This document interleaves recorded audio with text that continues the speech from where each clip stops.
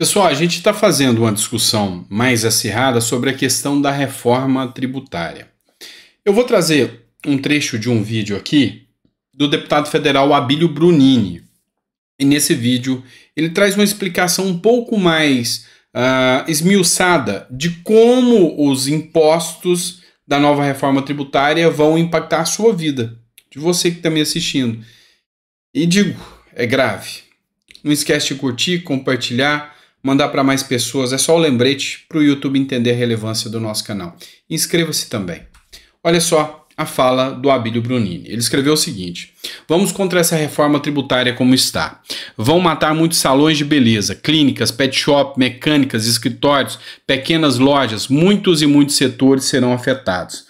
Não podemos aceitar aumentar impostos sobre o trabalhador, a pequena empresa prestadora de serviço e a indústria. É um grande perigo para a população e um grande golpe nos estados e municípios. Assista comigo. O que me preocupa muito é que vai nivelar os impostos. Vai ser um imposto só, e aí quem paga 5%, 6%, que é o imposto do ISS, por exemplo, imposto sobre serviço, que aí é o dentista, o médico, a escola, o pessoal que tem uma lojinha, mecânico, serviço de maneira geral. Tudo, todos esses vão pagar o preço mais alto do imposto, que está na expectativa aí de 25%. Não, 25% só o chamado IBS, mais o CBS, que é a contribuição federal, seria 37% de imposto. Vai aumentar tudo, vai aumentar. Você vai no dentista, você vai pagar um valor de 30% a mais. Se ele já paga de 5% a 7% de imposto do imposto municipal, ele vai pagar ainda mais 30%. Vai aumentar o valor da consulta, vai aumentar o valor da oficina mecânica, vai aumentar o valor até da cesta básica, gente, não é isso? Um absurdo. A proposta hoje, né, a carne em Mato Grosso paga 2% de imposto. Vai pagar 12,5% por essa proposta que está hoje lá, se não for mudada. Tem itens, né, que são isentos, não paga nada. O arroz em Mato Grosso, por exemplo, não paga nada, é isento, vai pagar 12,5%. Quer dizer, vai aumentar o custo de vida de itens essenciais para a população. O café, 3,5%, passaria para 12,5% de imposto, aumenta o custo do café. E assim como aumentaria todo o custo da cesta básica. Por isso que nós estamos trabalhando aqui, para não deixar passar esse texto. Sem falar que dá um prejuízo para o estado de Mato Grosso nos próximos 20 anos, no mínimo 4 bilhões de reais por ano, não é isso? É isso. Esse é o nosso número. Olha, gente, a gente não pode concordar. Converse, compartilhe esse vídeo, converse com seus deputados. A bancada de Mato Grosso, nós estamos lutando para fechar o voto. Todo mundo contra essa reforma tributária. A gente não concorda. É necessário mudar a forma de cobrar imposto no país? É, mas não dá para concordar aumentar imposto e não dá para concordar com a concentração de poder. Tudo isso só no presidente da República. Não podemos deixar assim. Vamos lá, pessoal. Eu não vou deixar a fala do Brunini aqui, não. Mas quem você está vendo é o governador do estado do Mato Grosso, expondo aqui o quão nefasta vai ser essa reforma tributária e o quanto vai minar os poderes dos governadores. E aí, você pensa que nessa condição de 37% de aumento entre custos de comércio e serviço, como que o mais pobre vai ficar nessa situação? Não é um governo para os pobres? Como que o mais pobre fica nessa situação que foi relatada aqui pelo governador? Pensa comigo. Imagina você que paga 0 de imposto no arroz. Você passar a pagar 37% a mais no arroz, então você tem um saco de arroz que, sei lá, custa R$20. Se colocar 37% a mais, esse próximo arroz vai passar dos 30 e poucos reais. Tá errado. Tá errado. E aí é o seu poder de compra indo embora. Tá vendo a importância de fiscalizar os seus políticos e entender o que está acontecendo? Fica a dica. Cobre o seu deputado, cobre o seu senador. Vamos lá, pessoal. Vamos fazer uma análise aqui sobre a questão da inelegibilidade de Bolsonaro e a possível anistia. Uma matéria foi interessante. O antagonista. Anistiar Bolsonaro é constitucional? Sim, como jurista, eu posso afirmar para vocês, existem inclusive precedentes do STF aqui, o próprio antagonista traz isso aqui, A ideia de anistiar Jair Bolsonaro dos crimes que o Tribunal Superior Eleitoral lhe atribuiu semana passada, tornando-o inelegível por 8 anos, tem um longuíssimo caminho a percorrer. E é isso que eu vou falar com você. Eu estou vendo muitos deputados contando que a gente vai deixar Bolsonaro inelegível de novo, nós temos a bala de prata e Bolsonaro vai concorrer em 2026. Calma lá, a coisa é um pouco mais complicada. Nós temos duas vertentes aqui, uma que pode vir do judiciário, a gente vai comentar isso talvez no próximo editorial, tá? É quase um milagre, mas pode acontecer. E também essa que vem do legislativo, ou seja, é um projeto de lei para anistiar o Bolsonaro, ou seja, perdoa crime eleitoral que o TSE imputa a ele. Como que isso funcionaria? Deputados apresentam um projeto de lei, já o fizeram. Esse projeto de lei precisa ser colocado em votação. Essa votação é o Lira que determina, é o presidente da Câmara.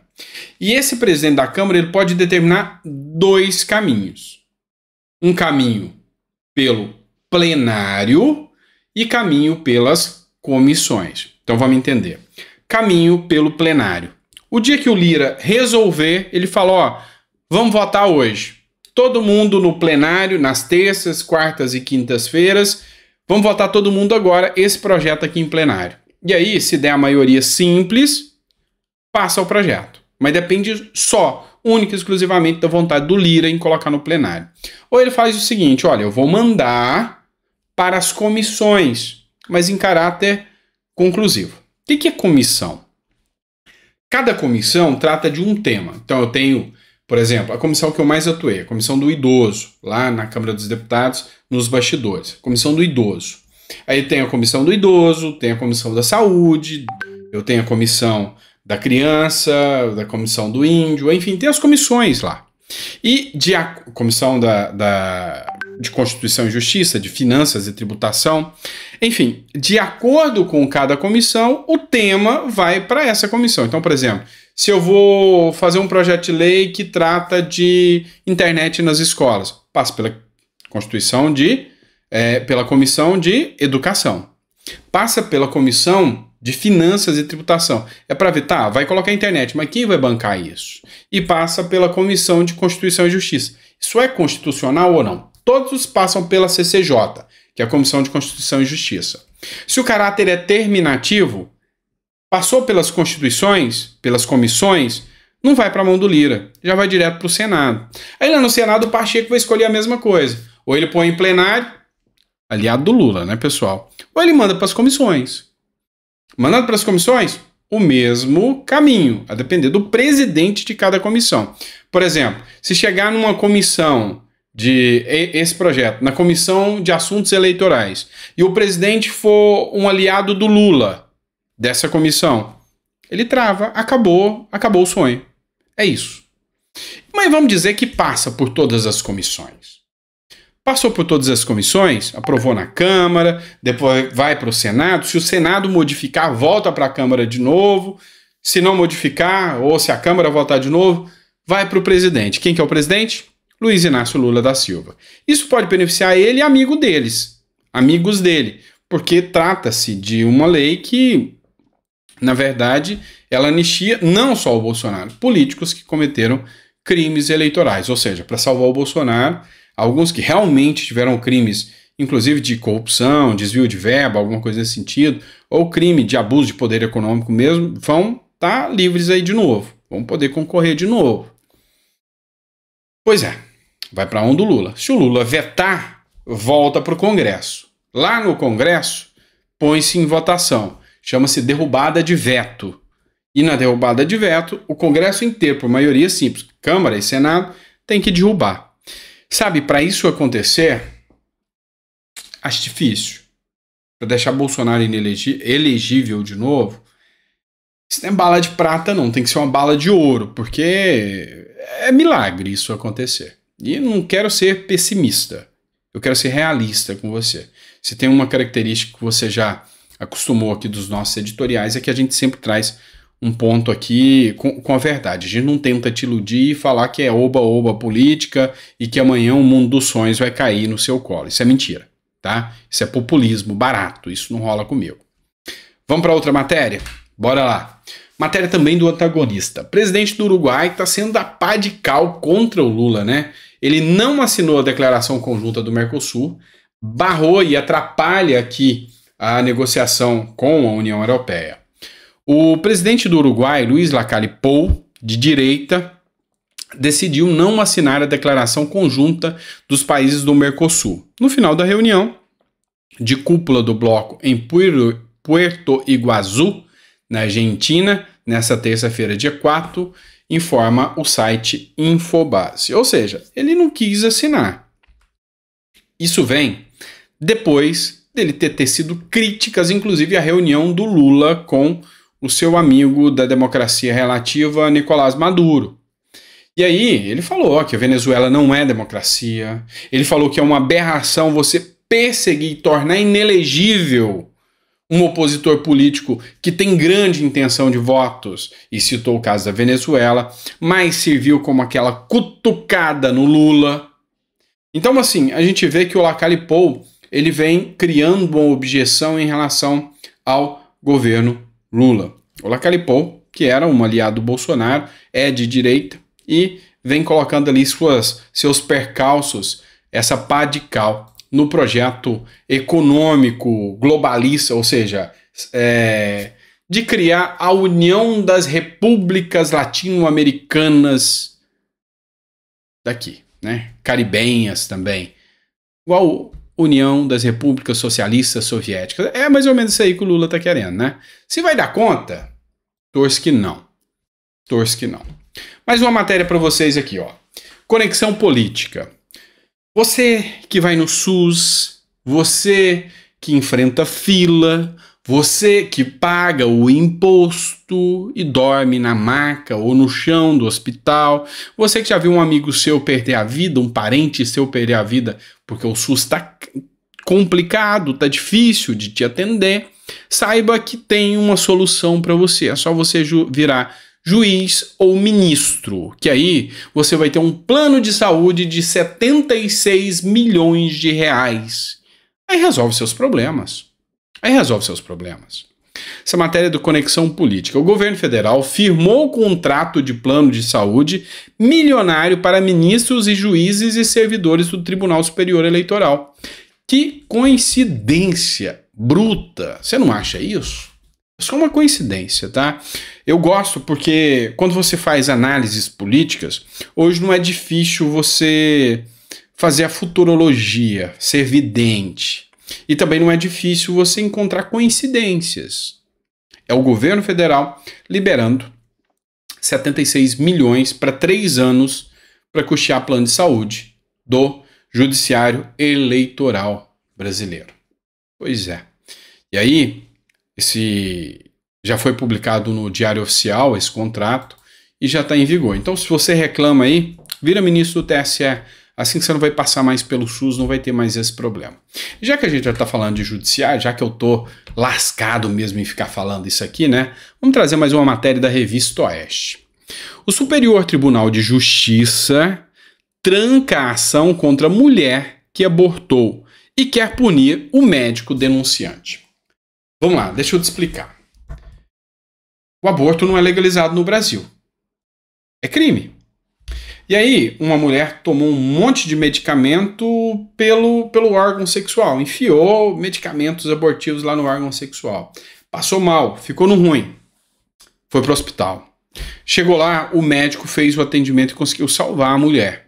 E aí, o médico fez a denúncia de acordo com um decreto que era expedido do Bolsonaro. O médico tinha obrigação legal de apurar casos de possíveis de aborto.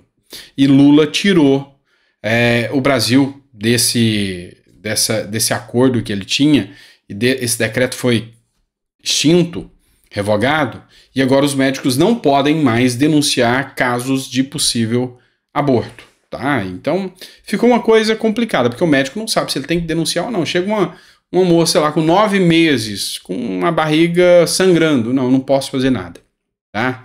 Tentativa de aborto, não posso fazer nada. E aí esse médico denunciou. E aí, o Ministério Público Federal falou, opa, Aborto é crime. Então, vou oferecer uma denúncia, um processo contra essa mulher. E aí, chegou agora até o Superior Tribunal de Justiça. Chegando ao Superior Tribunal de Justiça, o ministro, que é o Reinaldo Soares da Fonseca, do Superior Tribunal de Justiça, encerrou a ação e falou: não, a mulher não tem culpa de nada. Ela pode fazer o aborto. Mas, encerra-se essa ação aqui, eu quero que averigue se o médico não cometeu nenhuma irregularidade em ter denunciado, então manda para o Conselho Regional de Medicina. Então o médico agora pode levar fumo porque denunciou. Eu expliquei de uma forma bem simples, tá? Eu tirei o juridiquês todinho aqui só para você entender. Mas é isso. Na prática é isso. O médico denunciou que a mulher tentou um crime, que era o aborto. A mulher saiu rindo da cara dele porque a ação acabou. E o médico pode responder aí por ter denunciado o aborto. E aí, se você falasse que esse governo, que esse sistema é a favor do aborto, você paga multa por fake news. É o Brasil. Boris Casoy, se tivesse aqui, isto é uma vergonha. O Brasil está se tornando uma vergonha. Mas, vamos entregar o ouro não, tá? Tem muita coisa pra gente ainda pressionar, brigar. O Brasil tem jeito, mas não é fácil, tá bom? Obrigado por ter ficado até o final, é sempre um prazer ter você aqui e até o nosso próximo editorial.